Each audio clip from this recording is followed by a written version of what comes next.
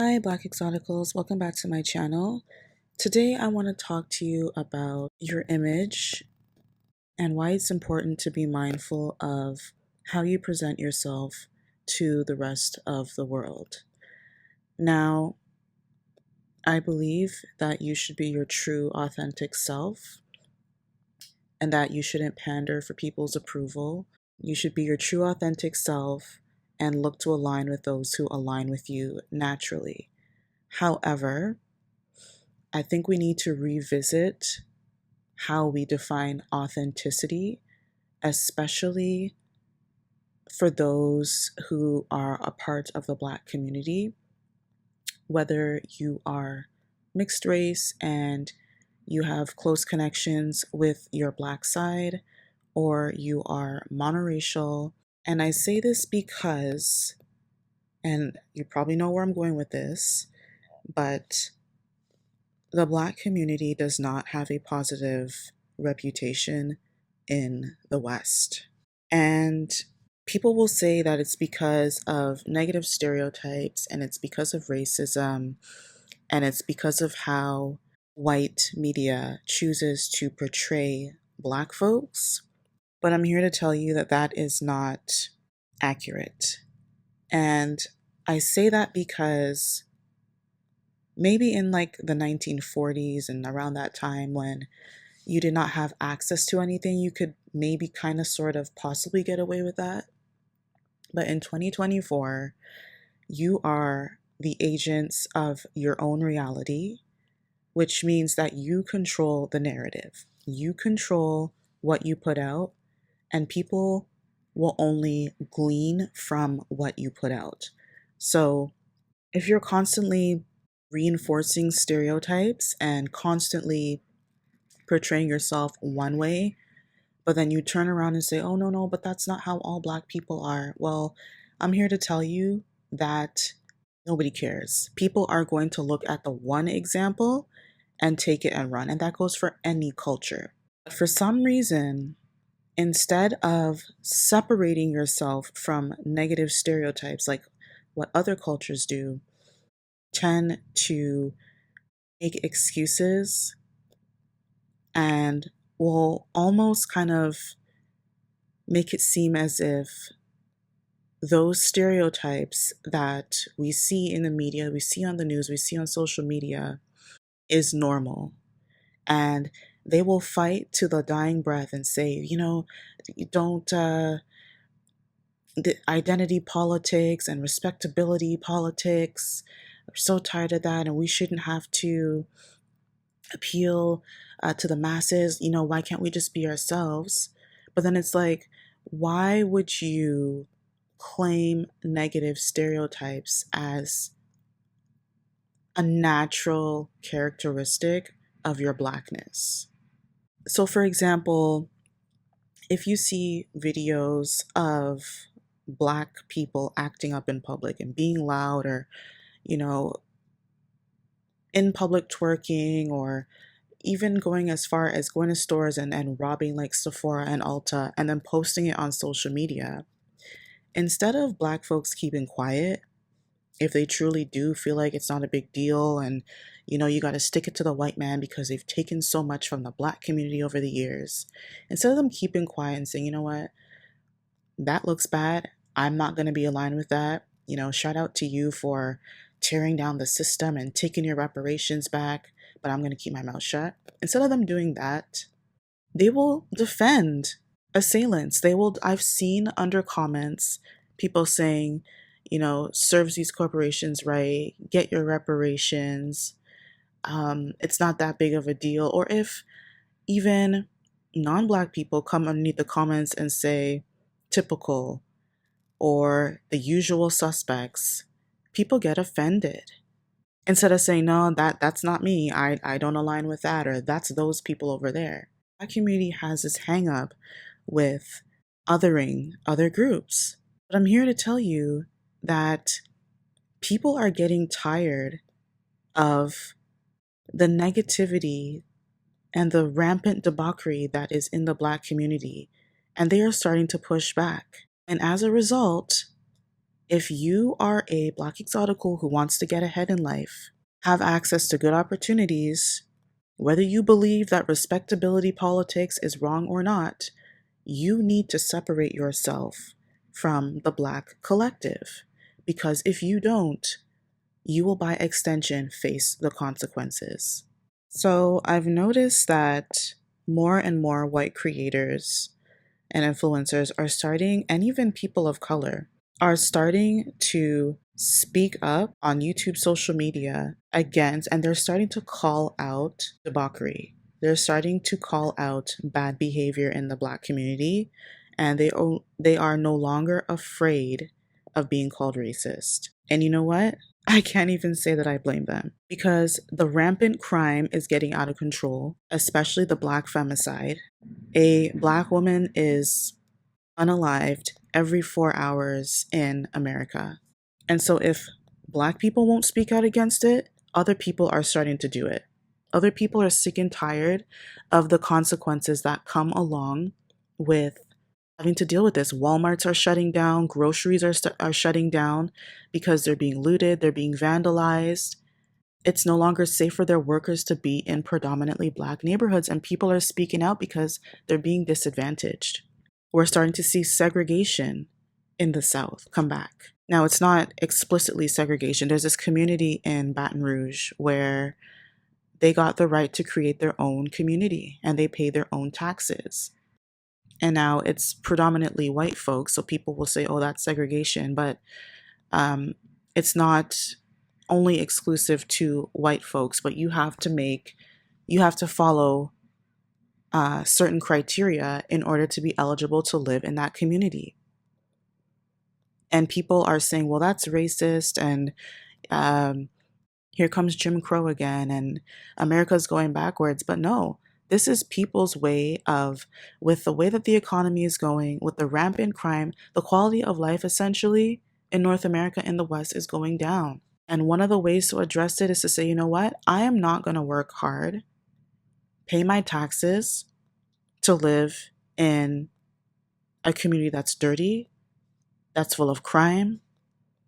You can't have anything nice here because as soon as you have something nice, you have vagrants who destroy it. And so businesses are moving out. I want to have a good quality of life. I live in the land of opportunities. I live in a first world country. My community should not look like like it's in the third world. So you're going to start to see more and more of these communities pop up. And then you hear Black people crying and complaining about this and will say, oh, racism. But it's like, you guys would also say how you don't want whites living in your neighborhood because they gentrify it. But then when this happens, when they take ownership and say, okay, fine, we'll go live in our own community and do our own thing, it's a problem. And it's a problem because you know that they're paying the most taxes. They have the higher salaries on average, and they pay the most taxes. And now you no longer benefit from that because they're not around to pay the taxes. So if you're a Black exotical listening to this and you live in a rougher neighborhood, maybe you're in college and you can't afford to live anywhere nicer, or you're just starting off your career or whatever, move. And that may mean moving out of a larger metropolitan city like New York City and moving to a smaller city, quaint town where it's more family focused. It may even mean renting a basement apartment as opposed to having your own apartment in a bigger city. It'll be safer for you, it'll be clean, it'll be quiet, and you can be more comfortable. And as I've spoken before on the importance of safety, this is especially important if you are in a town where people who can afford to pay taxes, people with higher tax brackets and higher income are moving out. That means less resources will be allocated to you, including the police. And I know that people talk about defunding the police, but if you look at the social climate in the US, that is the most foolish thing that you could ever advocate for. Rampant crime, when you need help as a Black exotical, it's either going to take longer for law enforcement to show up and support you, or they're just not going to show up at all. And some police forces, they're not even showing up to certain areas. because they're fed up. It's like, you don't appreciate us anyway, so we're not going to come. Deal with your own problem.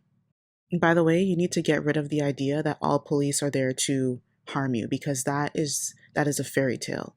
That is just another fear tactic to keep you subjugated to Blackistan, if you will.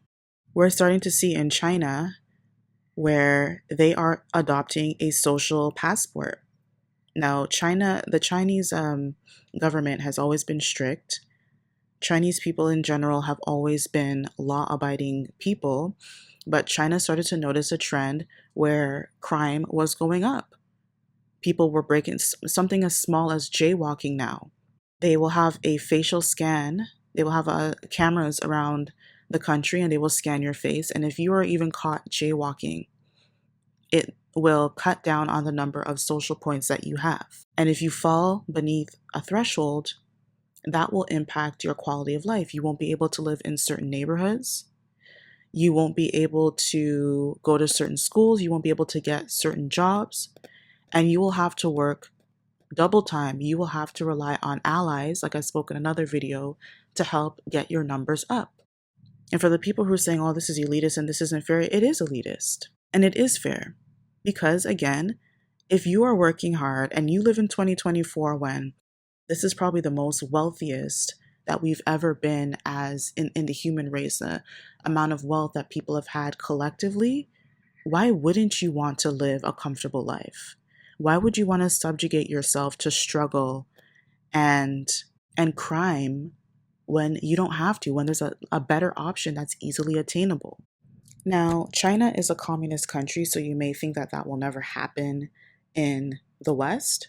But once you start to see people get the rights to create their own communities, just know that the government is doing that because they acknowledge that crime is getting out of control, and that the first step of being able to get that under control is to separate the general population from the assailants.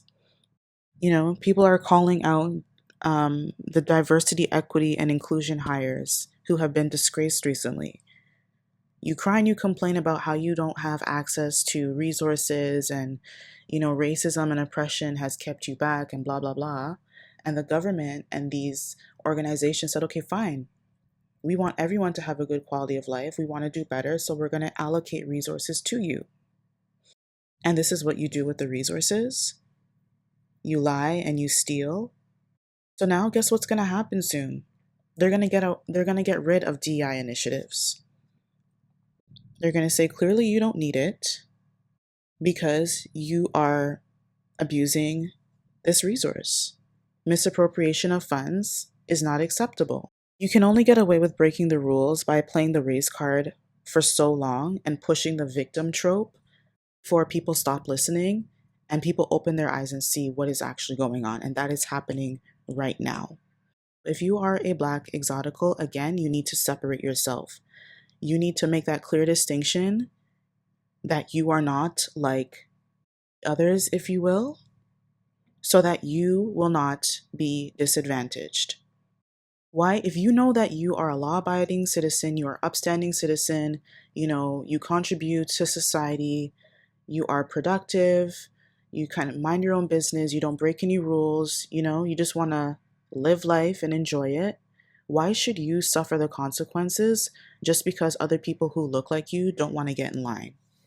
Don't be afraid of being called a sellout, or the talking points you think you're better, or you just want to live in the white man's world, or you have a slave mentality because you're trying to conform to Eurocentric standards. Well, guess what?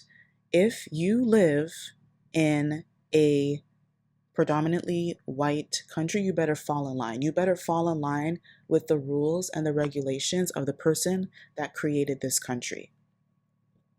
If you don't want to follow the rules, leave and create your own country. Leave and create your own country so that you can create your own rules, your own guidelines, and have your own utopia of crime and degeneracy. And I know there's people who are clapping their booty cheeks in the comments. They're about to get ready to clap their booty cheeks in the comments saying, well, it's not every Black person. well, then that goes without saying.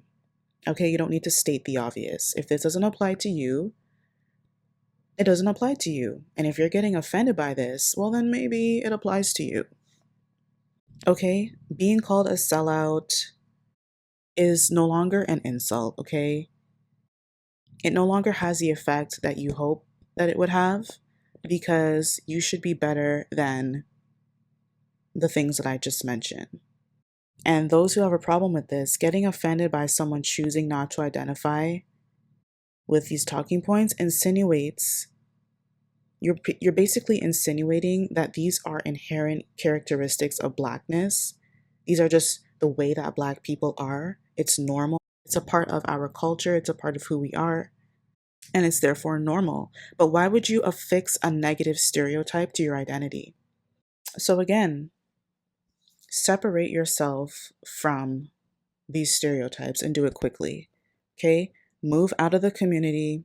Don't associate with anyone who has a mentality that this is normal, it's okay, we got to stick it to the system. Because don't forget, these people that you're trying to one up or stick it to, they are the ones in power and they are the one who gets to move the goalpost. If you're in a community where they think that it's okay to kind of just try to cheat the system and kind of just go through it because, government owes you, it's your reparations, it's your right. You need to get away from people like that and you need to focus on reality. Get your credentials, go to school, get certifications, start a business, do something productive that will contribute to society and so that you can afford a better quality of life. Okay, those are just my thoughts. Let me know what you think on this, and I will see you in the next video. Bye.